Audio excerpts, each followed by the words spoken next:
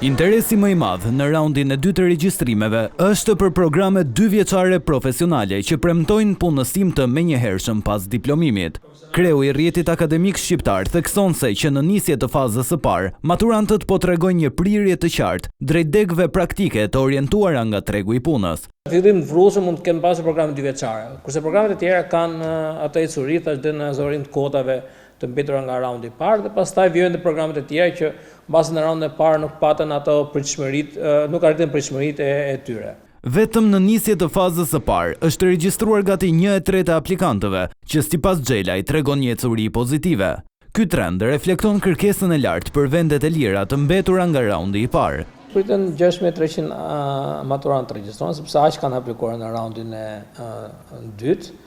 Nga maturantët që ngelen nuk u regjistruan gjatë raundit të parë dhe ata që erdhën nga provimet e vjeshës. Nuk ka mbaruar akoma faza e parë dhe ne po i afrohemi 2000 maturantëve. Është një histori mirë se do të thotë gati 1/3 e maturantëve, aplikantëve të raundit të dytë po regjistrohen që në 48 orën e parë.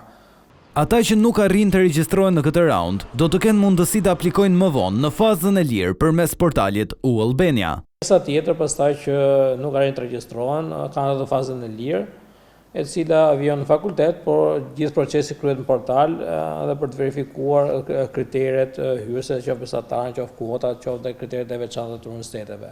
Bazuar në të dhënat e rrjetit akademik shqiptar, deri në fund të 2 raundeve, pritet që mbi 21.000 maturant të kenë siguruar një vend në auditoret e universiteteve të vendit.